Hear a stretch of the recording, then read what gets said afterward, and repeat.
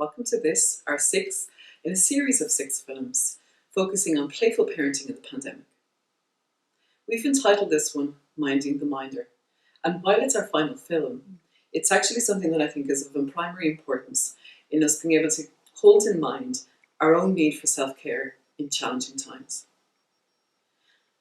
One of the things that we might think of when we think about our own role and responsibilities by being a parent and in supporting our families is that often we can put ourselves to the back of the queue.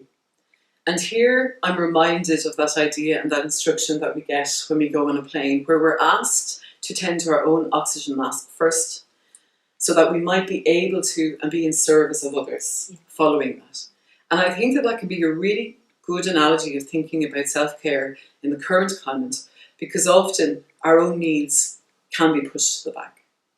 This is particularly important in this current situation, where I'm aware that lots of very challenging and troubling and uncomfortable feelings can be brought up, and particularly ones that are associated with grief and loss.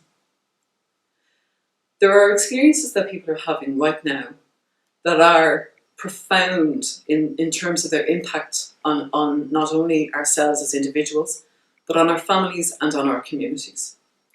There are experiences of very real loss with respect to the death of people from coronavirus and COVID-19.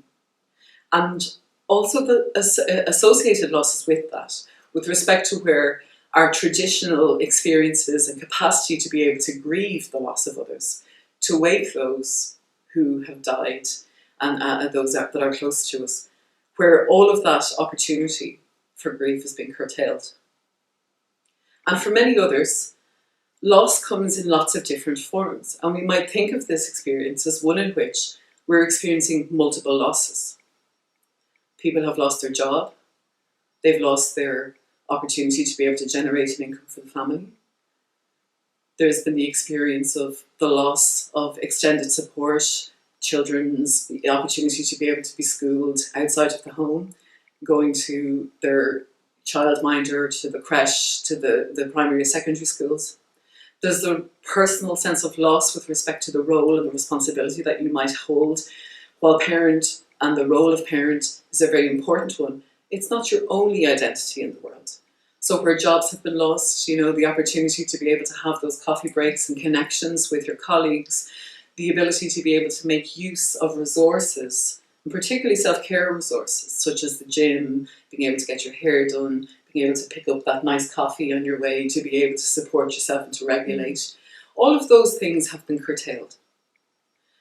There's been the loss of freedom of movement and freedom of choice. And that in and of itself can be a very difficult experience, because it can provoke feelings of being hemmed in. There are the losses associated with connection, those opportunities to be able to physically get a hug from close ones and family members who might be cocooning or who, by virtue of the fact that they live elsewhere, that you can't get to them, you can't spend that time with them. There can also be a sense, and I think it's really important for us to hold in mind, that for some people, home isn't necessarily a safe place. And so the idea of having to spend extended periods of time at home, that might not be a safe experience for someone. So that sense of the loss of safety can be quite profound. Joanna, perhaps you might, and I suppose it might be timely to invite in at this point, creative opportunities for self-care in the home, in the context of loss, where there's an activation of all of these uncomfortable feelings that are associated with it. The fear, we can feel down, and that loss of normality has a very profound effect on people. And I'm thinking of ways that we can support ourselves and each other through this. And just to really, as I was listening to you, I was thinking really ways of staying grounded, staying rooted, and finding the positives within so much loss and so much uncertainty. And so immediately my mind goes to the notion of, topping up our own love cup so that we can keep, quenching those around us. But at the same time, when we take that to what does that mean creatively, let's look at it in terms of a positivity jar. So this is just like a mason jar. You could use a jam jar. Anything you have around the house is fine. And I have filled it with notelets, little coloured notelets. And what I do with this is all of those beautiful moments, and there are beautiful moments that are still ongoing around us, when things are lovely, when we have those lovely opportunities for shared joy, those true moments of connectivity and meeting with our children, with our spouse, something that happened funny on a video call with family members or friends. Just note that down, or note something of it as a memory. Fold up the piece of paper, put it in your jar, and keep filling your jar. Put it somewhere you can see it. So even when things are getting anxiety provoking, when you are feeling that you're running quite low and getting close to empty, even at a glance you are reminded of all of the good, positive, fun things that are going on. And trust me, there will be enough to keep filling this up. And this is not a time-sensitive project. Yes. This is something that you can keep doing over and over. And on those bad days, take off the lid, reach in and remind yourself. Bring yourself back, transport yourself to a previous positive time. And I think that's really, really effective. Yeah. I also think taking 15 minutes for yourself, and the last thing we wanted in making these videos was for you to watch and feel like, oh my goodness, here's yet another thing I have to fit into my packed, overburdened day where I'm trying to be parent, employee, teacher, and do all of those things at once. So this should not feel like an extra. But if you are structuring some playtime for your children, that could be assigning them a jigsaw or an art project, or opening up the back with a couple of basins of water and letting them, throw water at each other for a while. Instead of reaching for your phone and using that 15 minutes to scroll social media, which at the moment tends to amplify those feelings of anxiety and stress in us, use that 15 minutes to stand still, to close your eyes, to take a breath and ground yourself, to look out a window and do that grounding exercise of find 5 things you can see, 4 things you can hear, 3 things you can smell, 2 things you could touch, 1 thing you could taste. 5, 4, 3, 2, 1, going inward to your senses and grounding yourself. Or picking up on what you said, Janet, about, the loss of the cup of coffee, because I don't think that's nothing. I think that's often for many busy parents, the only hot cup of coffee they might get in a day. So while your children are out there and occupied, use your 15 minutes to have a hot cup of tea or coffee and just have that time for yourself.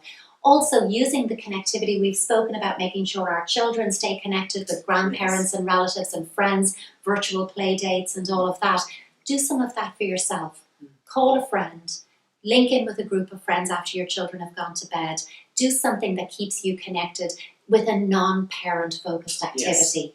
That could be going for a walk once your co-parent is there, if you have one, to help you out with the children, that you get out for your 2-kilometre walk. Doing a yoga class online, doing whatever it might be. Everyone's doing activities online at the moment. So there's an array of choice, but taking a non-parental activity and making sure you prioritize that. And my final word on the creativity in all of this would be just to give a nod to boredom. I think boredom is one of the most underappreciated activities. And I think it's very important, I think it picks up on what you were saying around the social media piece, that it kind of presupposes that everybody should automatically be able to juggle all of these things. And of course we know that even within non-extraordinary times, such as we're experiencing now, it already is a very challenging time to be a parent, juggling, getting the kids to school and from there and hither and thither. But the idea that anybody is, a Superman or Superwoman alike, should be able to manage and balance, I suppose, the roles and responsibilities that might ordinarily be taken up by a teacher. It's just not possible. It's not, and to give yourself a break, and that good enough is good enough. But I think that's why I really wanted to spotlight boredom as a self-care, because there's a lot of messaging out there that use this time to learn a language, or do all those recipes that you've been screen grabbing and never cooking, and all of those things. Learn a new skill, and if that works for you, fantastic. Do that. But don't take that on as something that you must do, or that you are less than or failing because you're not taking up a new activity. Actually, there is a whole lot of something in doing nothing. Absolutely. Actually embracing boredom, downtime, and giving yourself a break from all of that frenetic paced doing is a really important way to recharge our own emotional batteries.